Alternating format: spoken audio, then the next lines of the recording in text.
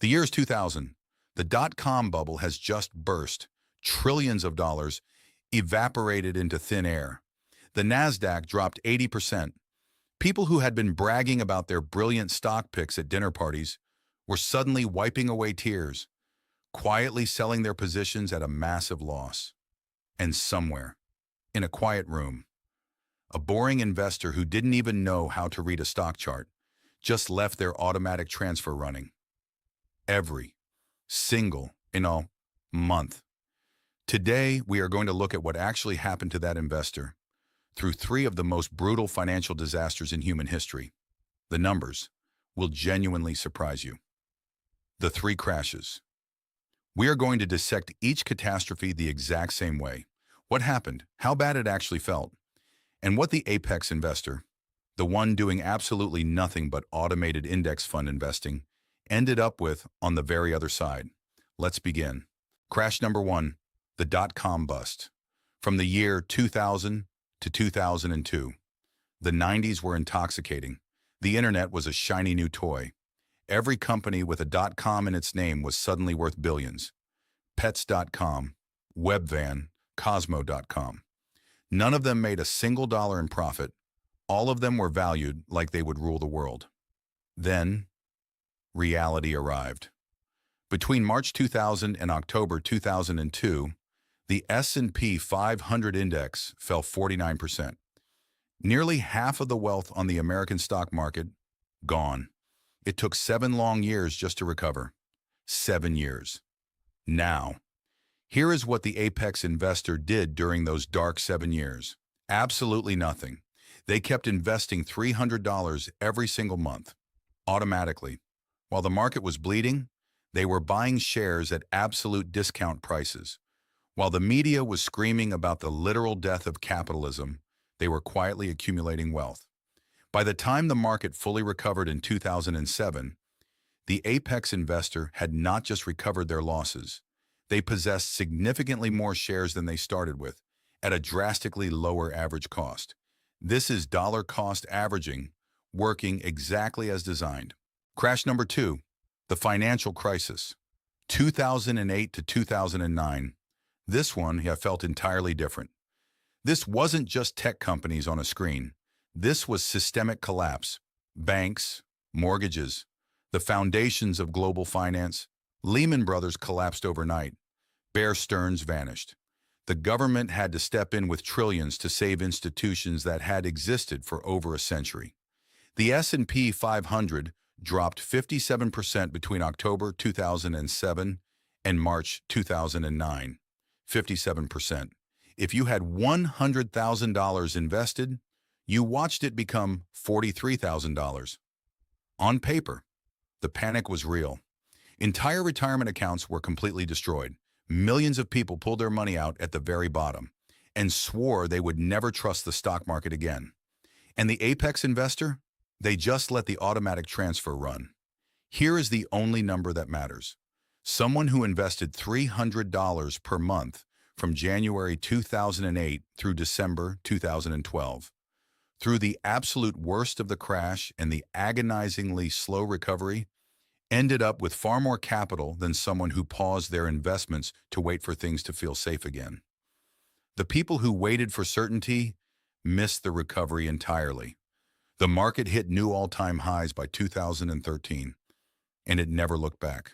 Crash number three, the COVID crash, February to March 2020. This was the fastest, most violent crash in stock market history. In just 33 days, the S&P 500 fell 34%. 33 days. What took 2 years in 2000 and 18 months in 2008 happened in a single month. The world was shutting down. Flights were grounded. Cities were completely empty. The news cycle was a non-stop loop of terror. And yet, by August 2020, just 5 months later, the market had fully recovered. And by the end of that exact year, it was hitting fresh all-time highs. The apex investor who kept their automatic transfer running during those terrifying 33 days bought shares at the lowest prices seen in years and watched them skyrocket in months. But the investor who panic sold in March 2020 locked in a 34% loss and then had to play the impossible guessing game of when to get back in. Most of them waited too long. Most of them missed the fastest recovery in human history. The pattern. You have now seen 3 massive crashes. Each one felt like the literal end of the world. Each one recovered. And in every single case, the investor who did the boring thing, who kept the automatic transfer running, who ignored the noise, came out significantly ahead of the investor who tried to react. This is not a coincidence. This is pure math. The market has recovered from 100% of the crashes in its history. Every single one, including the Great Depression, including Black Monday in 1987, including every world war, every pandemic, and every financial meltdown. The average recovery time from a major market crash is approximately 3 years. 3 years. If your investment horizon is 10, 20, or 30 years, a 3-year crash is not a tragedy, it's just noise. The real enemy. Here is the uncomfortable truth. The market did not destroy most investors during these crashes. Their own behavior did. Selling at the bottom, waiting on the sidelines, chasing the recovery when it's already too late. These emotional decisions, driven entirely by fear, cost ordinary investors far more than the market crashes themselves. A major study by Dalbar found that while the S&P 500 returned approximately 7.5% annually over 30 years, the average individual investor only captured about 3.7%, half the return, from the identical market. The gap is not the market. The gap is human behavior. And this is exactly why automation is not just a convenience. It is tactical protection against your own brain. When the transfer happens automatically, there is zero decision to make. There is no temptation to pause, no moment of weakness when the headlines are terrifying. The strategy runs while you sleep. Let's look at the final math. 2 investors. Both start in January 2000. Both invest $300 per month into an S&P 500 index fund. Investor A keeps the automatic transfer running through every single crash. No changes, no pauses. Investor B panics. They stop investing during each major crash and restart only when things feel safe again. Roughly 18 months after each bottom. By 2025, Investor A has approximately $340,000. Investor B has approximately $210,000.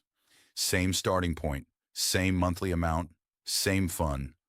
$130,000 of difference, caused by just 3 moments of panic. That is the exact cost of fear. The action plan. If you are already running the Apex strategy, this video was your armor. The next time the market drops 20% and every headline screams at you to sell, come back here and watch this again. If you are not yet running the strategy, our previous video walks you through exactly how to set it up in under 10 minutes. It is linked in the description below. 1 account, 1 fund, 1 automatic transfer. That is all it takes.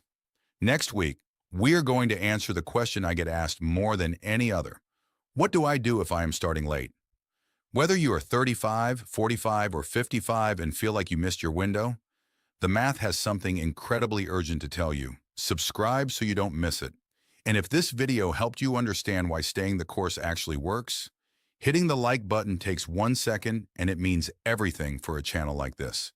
See you in the next one. The choice is yours. You can keep chasing the noise, or you can build real wealth. If you're ready for the long game, subscribe to the channel and watch our other videos on your screen right now. Stay disciplined. See you in the next one.